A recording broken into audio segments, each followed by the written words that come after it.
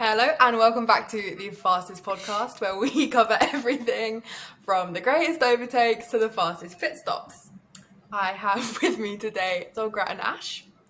Dolgra's very happy, as I'm sure you can tell. So, guys, Dutch Grand Prix. Dogger, you want to go first? I can't wait to hear your thoughts. Just for context, Dogger and Jasmine are both Ferrari fans, and Jasmine's also Norris fan. And I'm a Piastri fan, so I'm just having fun right now. When does this pain end? Doesn't end. I didn't have depression before I was a Ferrari fan.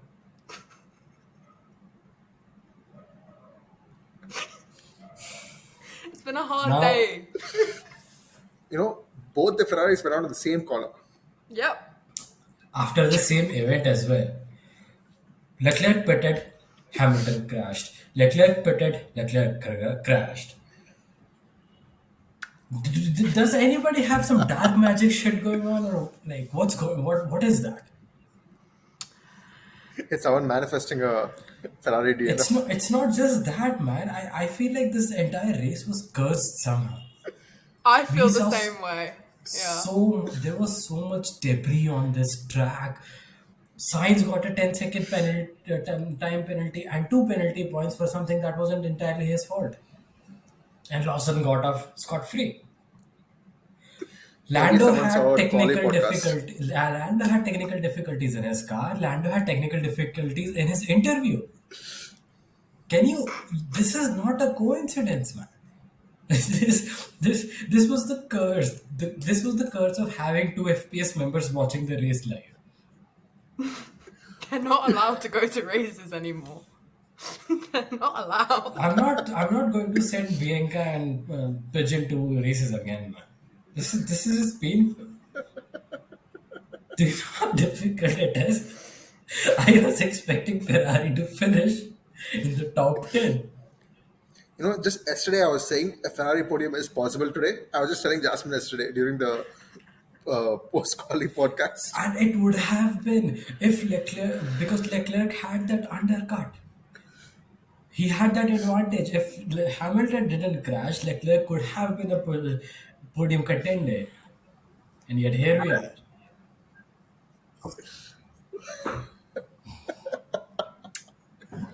I thought my just having day fun couldn't right be worse, I thought this race couldn't be, it wouldn't, like after that qualifying, I was like, Ferrari might, end up in the top 5, I might be happy with that. And then God was like,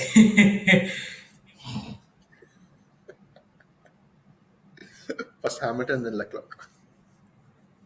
You know what's the best part about this? Every time the camera just went over the section of the track, we could just see Leclerc in the corner just sitting there on the grass.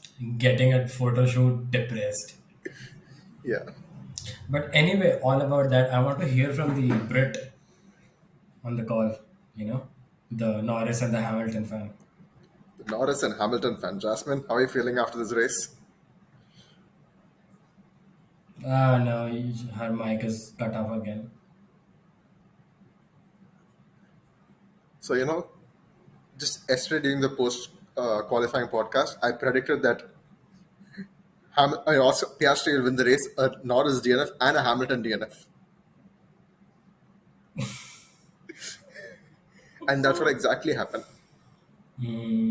Her mic is gone. And that's exactly what happened. That was the best part. Do you know voodoo or something? Probably someone who saw the podcast yesterday could have. Voodoo? Maybe you'll never know.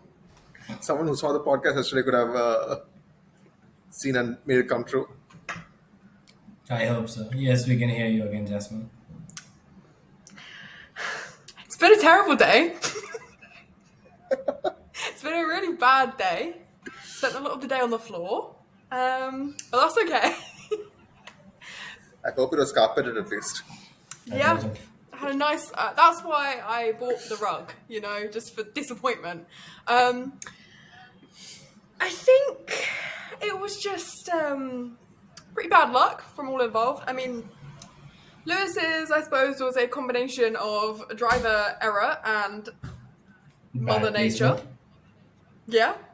And Lando, I mean, at least it wasn't his fault. Although maybe that would have been better because, Engine failure. yeah. I mean, I hate to see something like that happen to anyone so close to the end of the race as well. Fighting for the championship. That too. But, I mean, it happens. I think the fact that he's managed to stay so close to Piastri in the points, considering that he's had a DNF and Piastri hasn't, is, it's quite promising, maybe. So I suppose we just kind of have to see what happens in Monza, because usually a lot of them like to do an engine change before Monza anyway. Power reliant circuit. So Lando's engine just went a little bit earlier than it should have done. One race earlier. Anyway, See.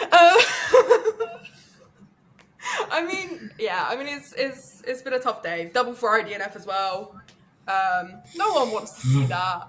But of course, out of the wreckage and the flames, we did get a Hadja podium, his first debut podium, Yep. Yes. which I think everyone's pretty happy about. What were you guys thinking? Do you think he was going to do it at the end, or did you think that maybe Russell was gonna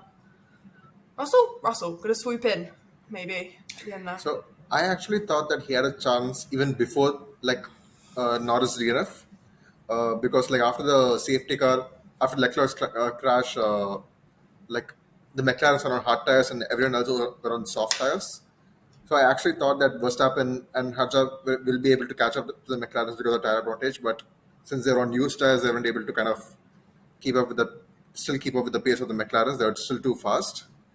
But yeah, after the Leclerc DNF, it was kind of obvious that as long as you nail the restart, they're going to get the podium. As simple as that. Because otherwise, the overtaking was too difficult on that track today. I just don't think Russell could have done it with the damage he had on his car. There was just Yeah. too much damage, and that was one of the reasons why they were asked to swap, right? Antonelli and Russell. It's just that whatever happened with Antonelli was also very unfortunate. That's why Russell originally got that position back anyway. Otherwise, I don't think they would have, Russell would have been where he is right now. But really happy for Hadjar. He had it coming. He has been performing very, very consistently. He's been, I think, the best of, besides Max Verstappen, I think he's the only one performing excellently in the Red Bull family. And just long time coming, I guess, for him. After the disappointment that he had last year in the F2 Championship, I feel like he deserves what he's getting this year. And great gamble on him by Red Bull, and I'm just very happy for him. Yeah, it was a huge race for a lot of drivers. So Piastri obviously extending his lead to 34 points right now. Yeah, And then we also have the Hadja podium. And plus, Behrman had a really good race. He ended up sixth after starting from the pit lane. yeah, And, and a huge race for Mercedes, if you ask me, because with two Ferrari DNFs, I think Mercedes have kind of closed the gap or maybe overtaken. Are they still behind Ferrari or have they gone ahead? they should be Yeah, just they're still behind Ferrari. okay. They're still behind Ferrari, but it's a 12-point lead right now for Ferrari Yeah, that's out not. of Mercedes. So it's not much. So that's a huge thing for Mercedes as well. And yeah, Aston Martin kind of turned things around. They got lucky with the strategy, I'm guessing. Stroll P7, Stroll P7 and Alonso P8. Albon P5. That's also Albon, that was a worth. really good race from Albon, actually. Yeah, That was a really good race from Albon. Felt bad for Sainz. I felt the penalty was not exactly deserved. A 10-second penalty for that incident, I don't think and was two deserved. penalty points. Don't forget. Yeah. So I felt that was a bit towards the unfair side. Yeah, But yeah, Antonelli, yeah, he just made a unfortunate mistake. Kind of didn't help Leclerc as well. I think with So yeah, he's still learning.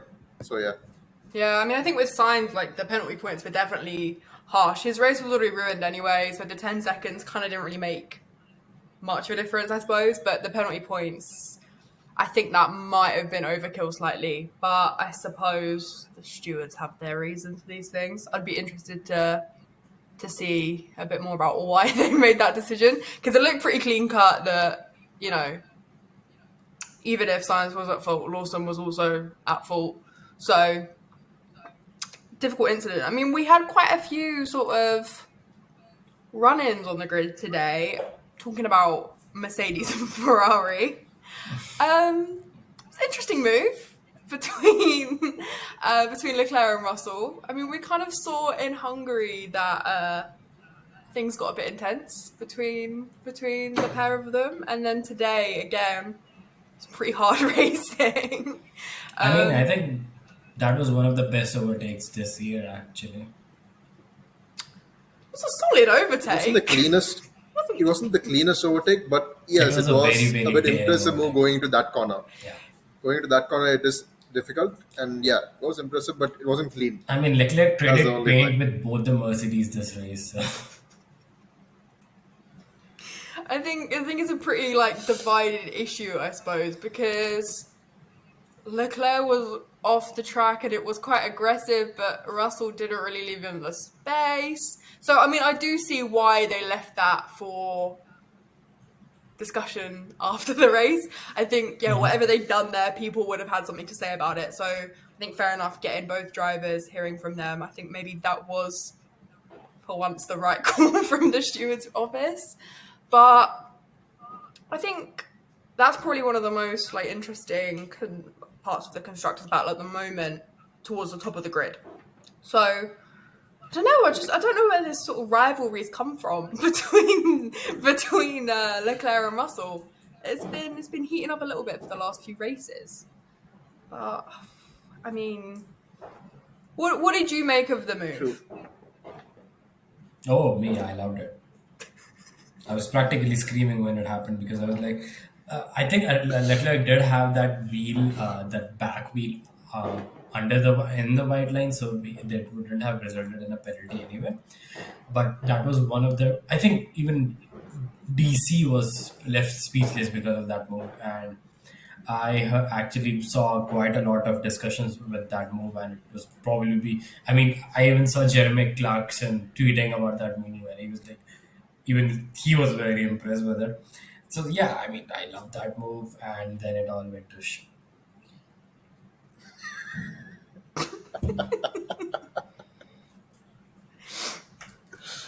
At least you have that. Yeah, coming to the second move, the second talk Mercedes about it. Ferrari battle. See, Antonelli was not going to make that overtake either way, because going down the inside in turn 3, it's not the right move to overtake. Tell me about it. Because in turn 3, because of the banking, the driver on the outside will always have the advantage. Yeah, So going down the inside there it's- was not there, but it's kind of like a mistake you would see often in sim racing, maybe. But I saw that turn actually saw a lot of overtakes in F1 Academy, not very good ones. So Maya Vig herself, I think it was yesterday in race 2, where she was trying to get that position on Alicia Palmaski, and she went inside and then just lost the control of her car and lost the position. Otherwise, I think it would have been a pretty impressive overtake as well. Yeah, going down the inside there, there's like no chance. Yeah. It's as simple as that, because the outside line's going to have more traction because of the banking. Yeah, and as simple as that. you maintain a lot of speed while being on the outside. Yeah. Yeah, so Anthony think was it never was- going to it make that was a- move, so yeah, he was a bit reckless. It was a shame for him. You know, he'd had such a solid race, like from where he started, and then Yeah. it all went wrong. So, and then he picked up another penalty for speeding in the pit lane. So I think he ended up with about 15 seconds 15 seconds, yeah. at the end of the end of the race. I think it's a shame that we saw that kind of move from him as well, because, you know, we hear all about how well he's done on that track before. You know, I think he's won twice there before. So Yeah. it's a shame that he is the one, with that success there to make that move in such a stupid place. It just looked like completely wrong. It It was a looked like a tough watch. Mazepin move. Okay, but I do have one question though. Do you guys think that Leclerc had to pit for the second time? Like he actually wanted to go for the one stop, but then Ferrari wanted him to pit kind of cover Antonelli, who had pit for the second time. So do you think Leclerc should have pitted, or should he just stayed I out don't and think that just second gone for the one pit stop? stop was justified, actually. Yeah. There was no use. I think he could have gone for the entire race on those hards. But, oh, wait, was he on mediums? I don't know, man. That entire race was depressing for me. Yeah, the after the first stop he was on hards. Yeah. So, Most of the drivers, they were thinking of going long till the end, including McLaren. yeah. But I think after the safety car caused by Leclerc, they all decided to just come in for the second stop and get some fresh tires on. Yeah. I suppose it's a difficult one to call because obviously we wouldn't have known because we had so many safety cars. We didn't really see anything play out how maybe it was intended to. So it's kind of hard to say. True. I think it raises maybe a bigger question of when will Ferrari listen to their drivers? So Yeah. I don't know. I think, we've had some interesting analysis this weekend, like coming out of the summer break, on what the hell is going on there. Both drivers don't seem to be really gelling with their engineers. The team don't seem to be listening to the drivers. And I think, at a certain point, I totally respect, calls from the team, but you've got two very experienced drivers out there. Like, Very if they go on a experience is quite the understatement in terms of Lewis Hamilton. I mean, it's Lewis Hamilton.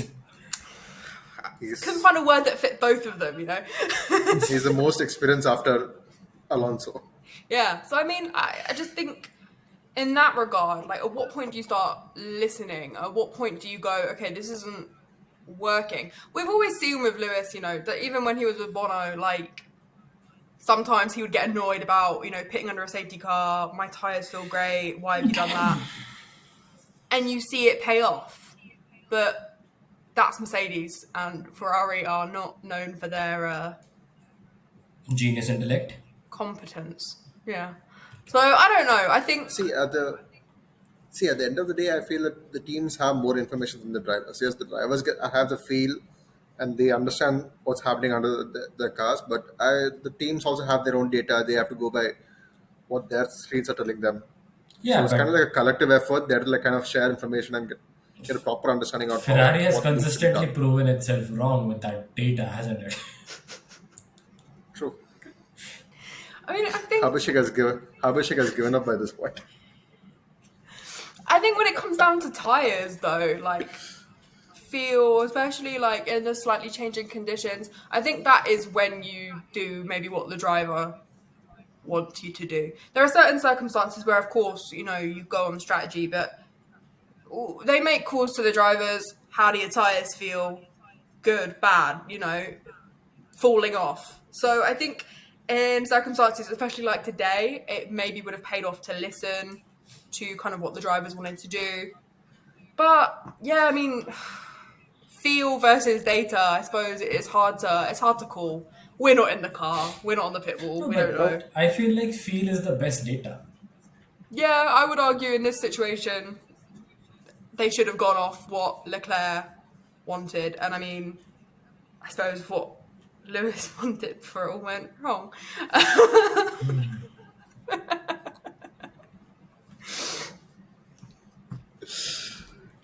So actually, the best part about this race is Piastri increases his championship lead because I'm a Piastri fan.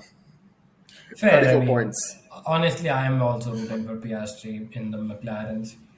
It's not that I have anything against Norris, I like Piastri. True. So what do you guys think like Norris has to do to kind of get back to Piastri? Not bottle his starts. Yeah, that's pretty much it. Win a race. I mean, I don't think that alone will be enough, right? Right now, because he start winning more races than there's a 34-point deficit. Yeah, Ding. but Piastri, hasn't been making mistakes, especially during his qualifying. And even after like qualifying in second place, you just see him overtake Norris in like turn 3 or turn 4 every race. True. I think Jas, any thoughts? I have a lot of thoughts. I think maybe Tell us. maybe Tell us. maybe with Norris and Piastri, it's difficult to call. I saw some analysis the other day that got me thinking, kind of like Oscar's a very good all-round driver, whereas maybe Lando's kind of better at some stuff, and they have their own driving styles. Oscar as well is a very different person. I think that the way he presents himself to the media and to the team than Lando. So there's a lot of differences there between them. I think the starts are definitely one thing.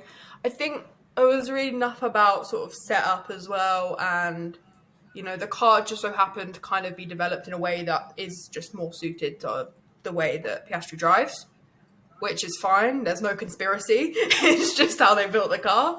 And I think since, I want to say around Spain, I'm not 100%, but I think then they kind of, the upgrades that they started bringing in were slightly more, suitable to Lando's driving style. And we've seen him do well since kind of the European sin. So I think, one way or the other, we can't say for sure either one of them is going to win this. I think it could go all the way down to Abu Dhabi. I think Oscar's probably more likely to do it, just from the form that he's shown. But I think if Lando shows us a bit more consistency, it's possible. And the question around the Mercedes engines, we've seen some issues this year. Could happen to Oscar. A DNF is always possible. You never know when that's gonna jump out at you. So I suppose there are so many just factors in it, and the consistency is probably the biggest one that they have control over, and Oscar has just been more consistent than Lando. I feel like I should just convert to a Oscar fan at this point. How about in Ferrari? I'd like to see Oscar drive a Ferrari at this point, to be honest, but No. I don't want to destroy his. I don't want to destroy his pace. He's happy that he's winning. Yeah. I don't. When was the last time Ferrari won? Not this year. No, not this year. I think last year Monza. I mean, if you consider sprint Leclerc? wins a win, sure. I'm sure China. Yeah, that was a good day. I think last year Monza was the last Ferrari win. Please don't do this to me. I mean, we're going to Monza again, so you'll never know. We're going to Monza next Yeah, week. they're going to lose in front of the home crowd. No. Actually, so if you see like past years and everything, like even if the Ferrari is bad, when they come to Monza, there are always that extra. They always take the extra step to perform better. Yeah, why doesn't that So happen last year they won. everywhere? Because Tifosi. Monza is their home race. Tifosi. Do they just channel their energy like this, all of them together, into the Ferrari engine, and it's suddenly faster? Or what? I've been to the circuit, not for a race, but when I was in Italy, I went to Monza, and you can feel the vibes. Like, it's just good. So I genuinely think they just rock up on a Thursday, and it feels good. I'm telling you, Ferrari is cursed, and in Monza, the Tifosi energy just undoes the curse. And Ferrari's like, hell yeah, let's do this. Exactly. Yeah, exactly. So the energy is like a positive thing for Ferrari. Like it kind of like gives the driver also a bit more energy and a bit more positivity, and they kind of like take At that point, on the track. it's a religious monument.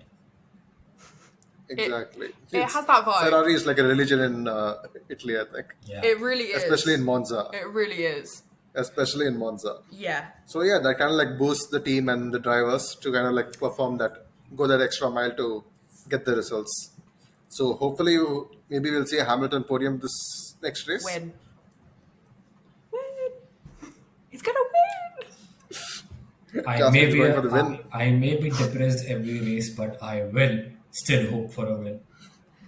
That's part of the package when you're a Ferrari fan. See, I'll tell you what, I think Ferrari should win a race this season. I'll tell you why. Because we can't have Ferrari fans losing hope. We're used to it. That's a good reason. No, you guys cannot lose that hope because we need to get the one race win so that you can be disappointed again next season. Fair. Guys, next year's their year. Just to kind of like get your hopes up. And Next year then is again, their year, man. Come on. 2020. that's been the saying for the past, 15 years?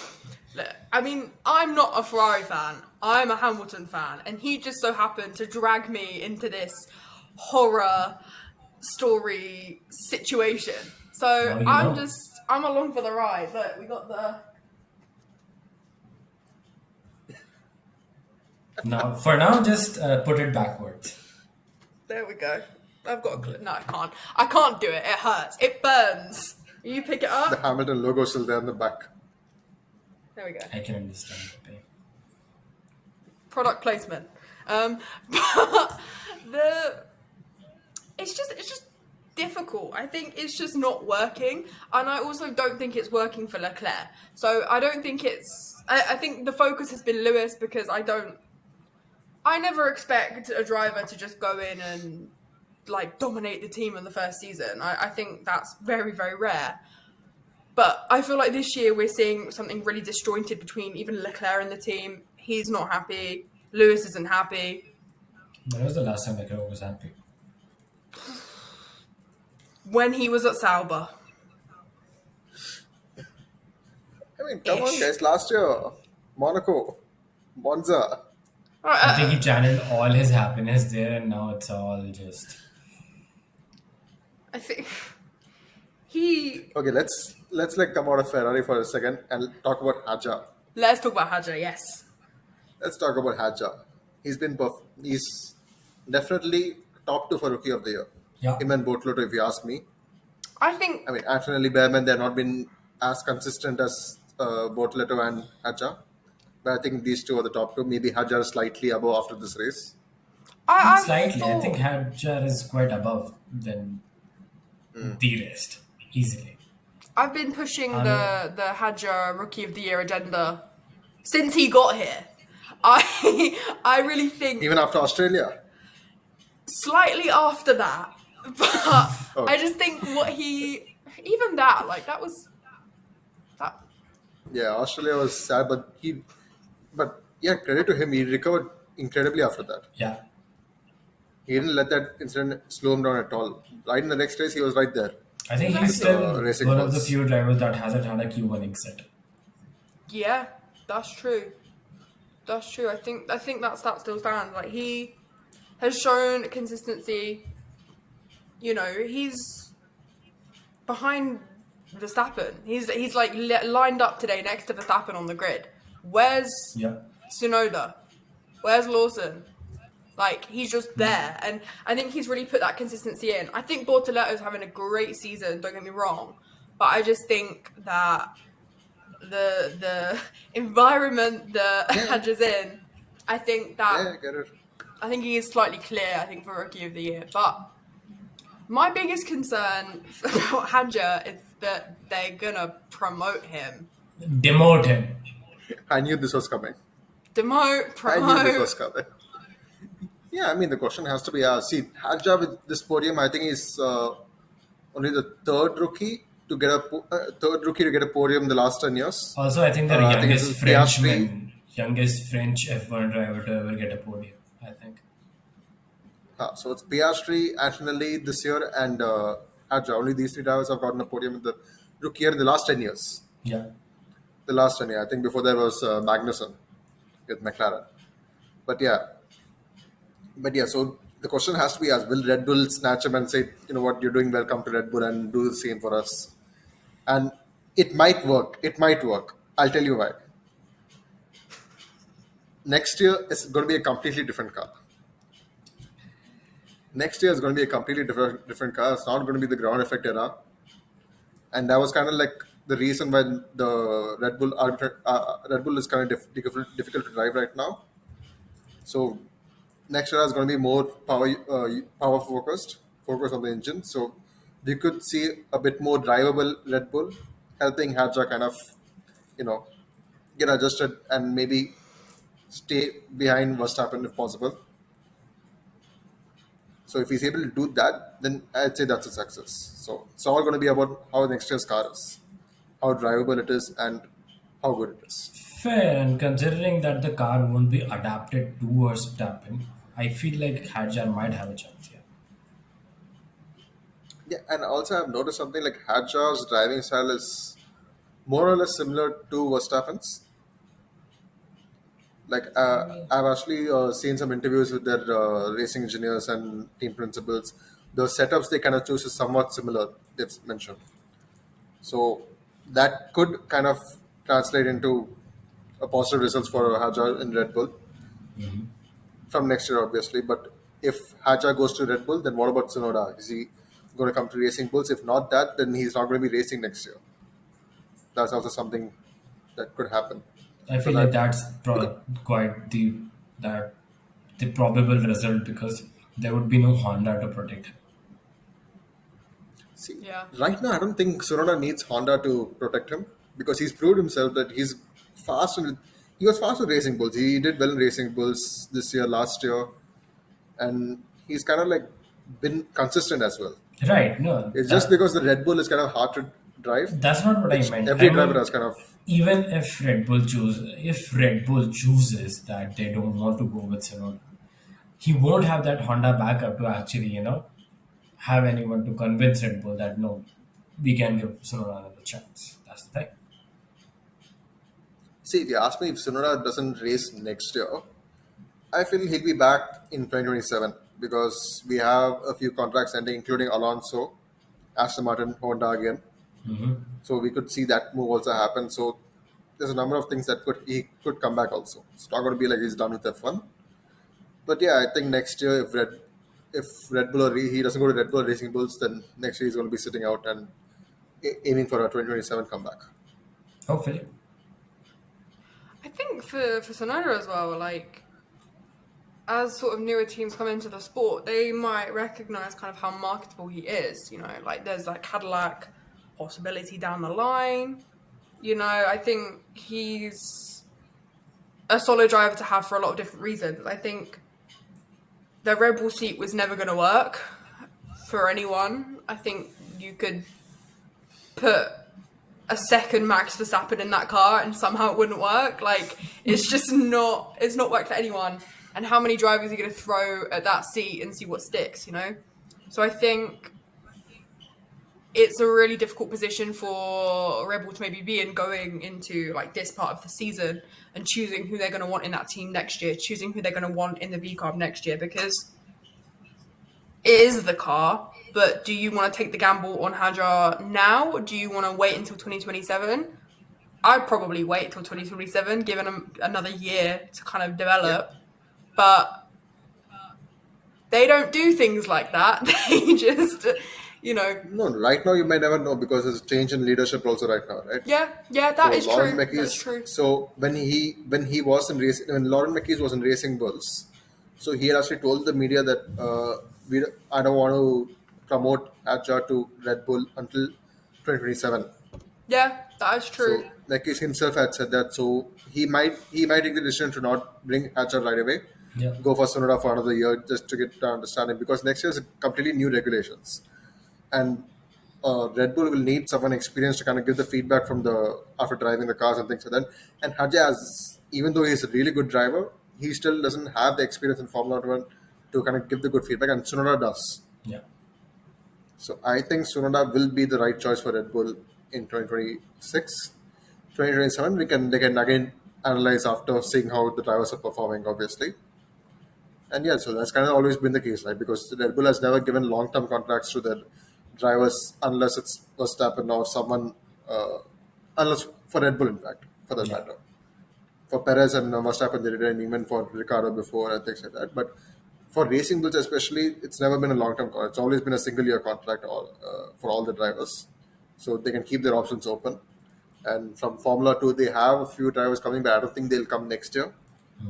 We have Lindblad, but I don't think he'll come next year. I think they'll maybe wait for another year, keep him in F2. Yeah, I think and get more I experience. think 2027 will be the year that we see the real shake-ups at Red Bull. Silly season. Yes.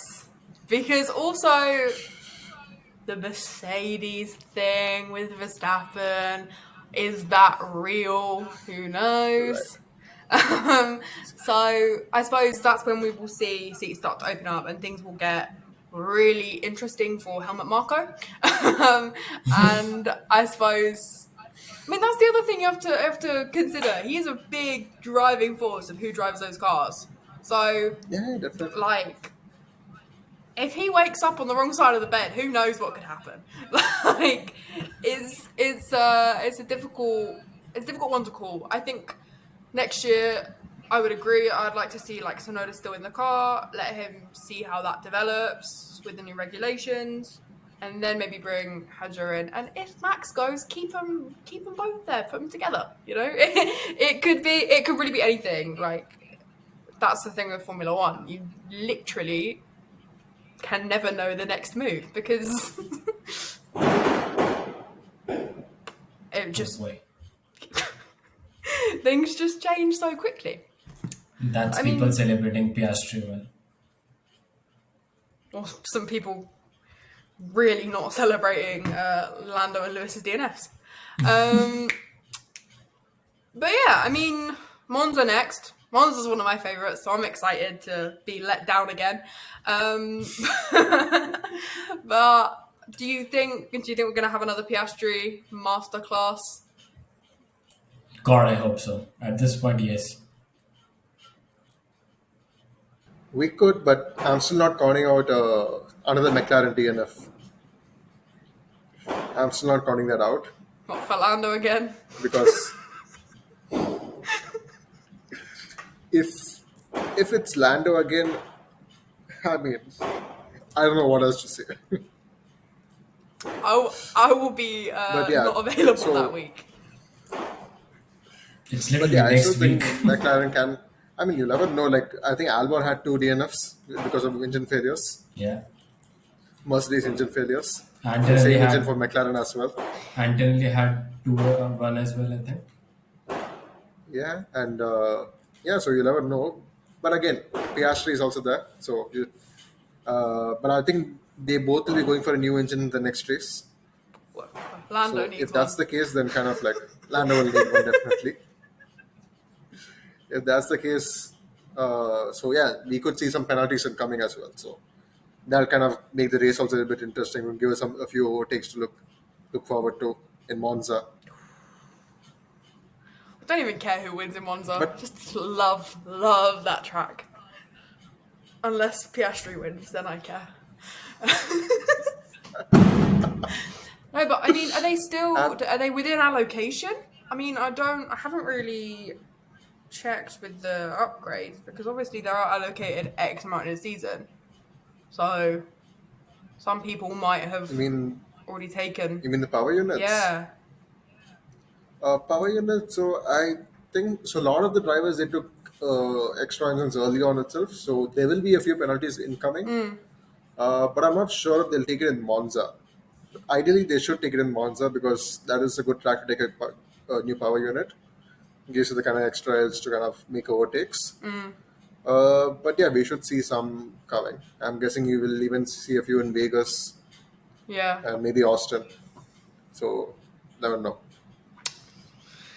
Well, after today, I think we will be in for an exciting race next weekend. And we will be back with the preview for Monza on Wednesday, I believe. So I think that's all from us on today. I think me and Dogra have had enough. So yeah, we will be back with Monza. And thank you for watching. If you enjoyed, please do like and subscribe, leave a comment, let us know what you want to see, and you can of course keep up to date with articles and our posts on social media. But yeah, thank you for watching, and we will see you next week.